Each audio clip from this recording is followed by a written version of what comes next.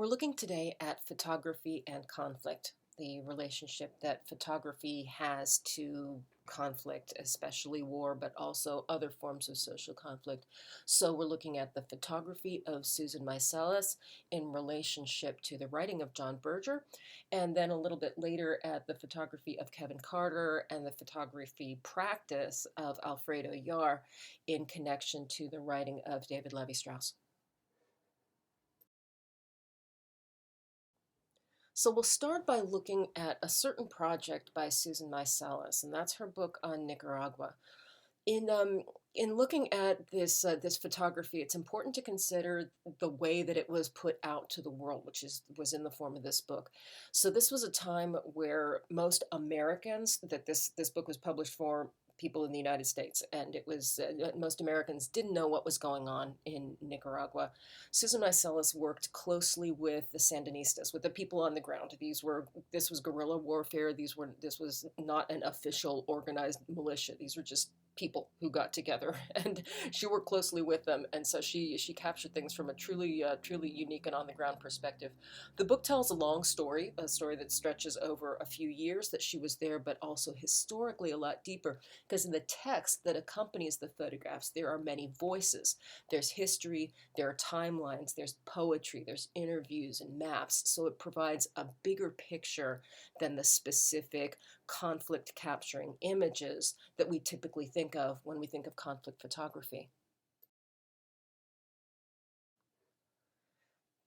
So Susan Meiselas said that news is usually provided with a minimum of history and a maximum of combat pictures. So she aimed to offer some of that combat photography. To be fair, that's in there, but there's a lot more to her photography and a lot more history in there too.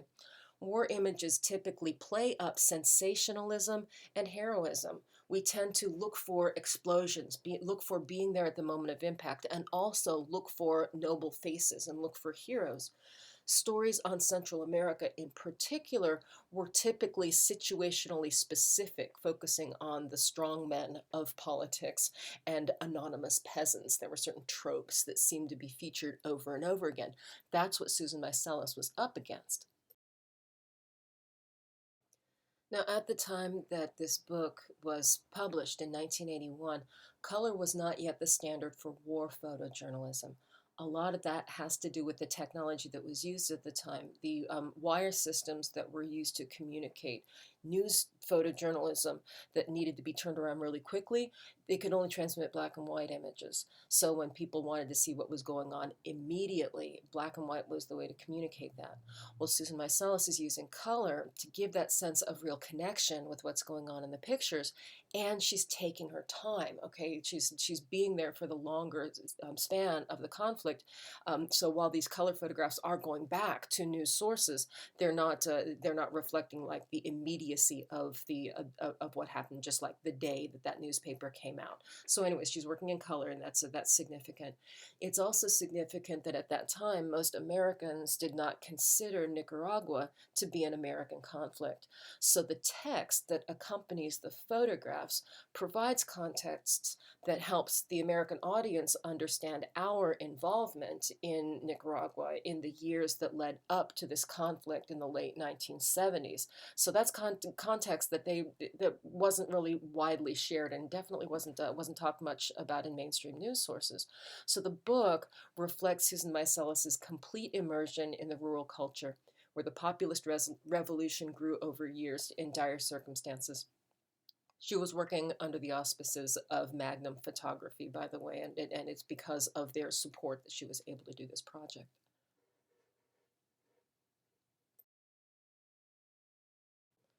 So we'll look really quickly at a few of the photographs from the Nicaragua book. You'll also have a slide a little later on that will let you look at the photographs a little bit longer if you choose to.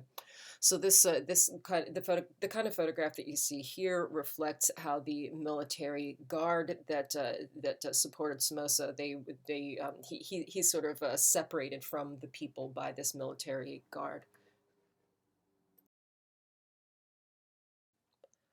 Somoza's military dictatorship had a practice of apprehending people in the middle of the night and just sort of disappearing them. What you see in this photograph are women who are trying to find out any news that they can of about their missing relatives. Oftentimes, the only news that people would get would be when bodies would be dumped in open places like what you see here. So this photograph, gruesome as it is, and in the context of the beauty of the landscape, that sort of encapsulates a little bit of what Meiselas was observing out there in the field. An image of one of the women of this village where Meiselas is working, that's come to claim the body of her husband. And children who have gathered to harass some of the military guards around a bonfire.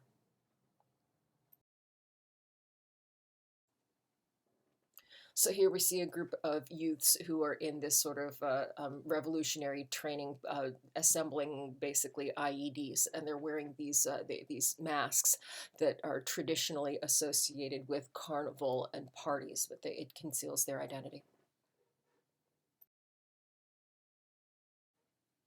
Photographs like this one show how in the revolution people trained one another, and this is in this sort of like improvised uniforms. They're not real uniforms. They're showing each other how to use weapons. This is one woman showing another woman how to fire a gun.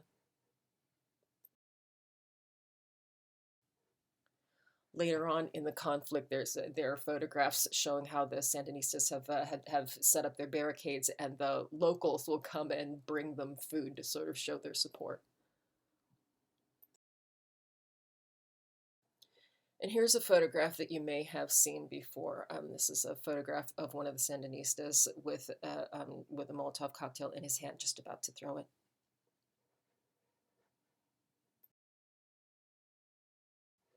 This photograph documents the moment of reunion after the Somoza's guards have sort of just thrown their weapons aside and given up. So the Sandinistas have succeeded at this point, and you're seeing an image that captures this sense of brotherhood and the reuniting of the two sides, because it was a civil war, it was a civil guerrilla war, and it was brother against brother, and here we're seeing brothers being reunited.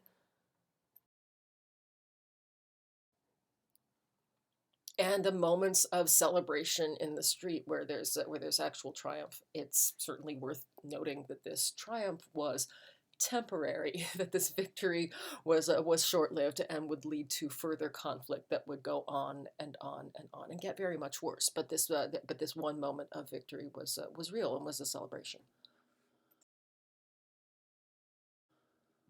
So this particular image, this photograph that Susan Meiselas took of a Sandinista about to throw this Molotov cocktail, the image has become iconic. It has come to represent struggle and the sort of energy of jumping in and in a sense of revolution.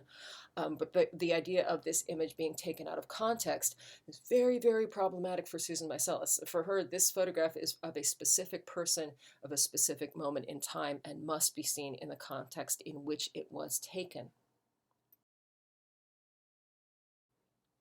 Here's a photograph that shows you something that Susan Meiselas did with her photography in later years. So as a photographer, she was very committed to the people that she worked with. And when she worked in Nicaragua, she got to know a lot of people, and those connections were very important for her.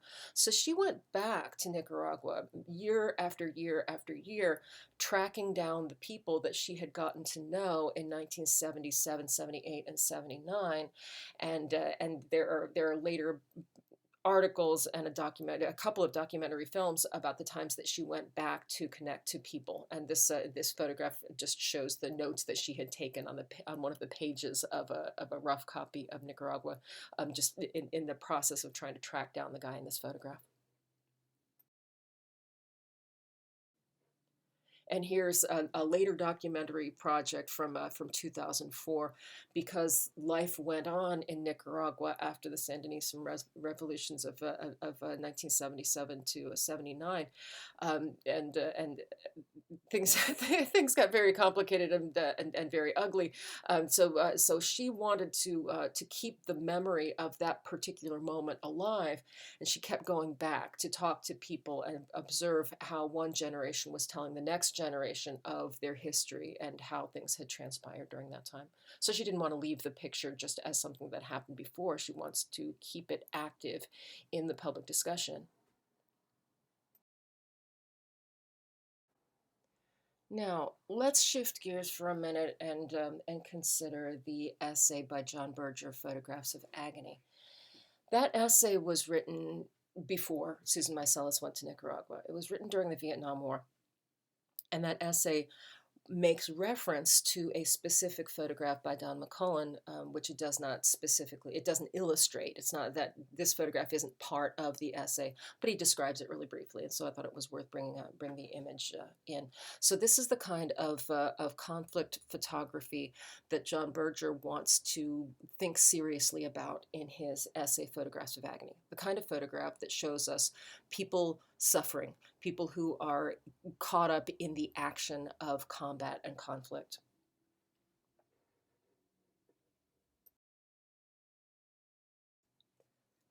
Now, when you're reading John Berger's article, Photographs of Agony, notice how he constructs the argument in this essay.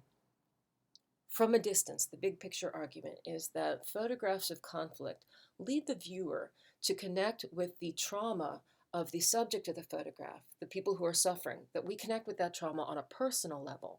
And that personal impact, that personal reaction distracts our attention from the broader factors that make a moment of crisis happen.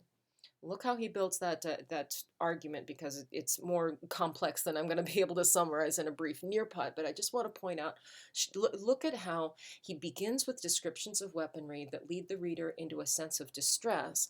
Then he points out how news photographs from the war have become ever more shocking, and we're kind of feeling that as readers. So why does that happen, that these shocking images keep being published and keep being published? He says that to understand why these continue to be published, we should notice the flow of images and the response to them in the bigger picture. He says that when we viewers feel that impact of the personalized trauma of that conflict photograph, he says we assume that that discontinuity is our responsibility. And the truth is that any response to the photographed moment is bound to be felt as inadequate.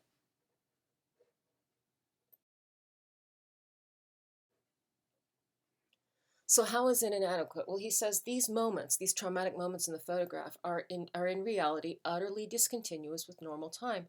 But the reader who's been arrested by the photograph may tend to feel this discontinuity as his own personal moral inadequacy.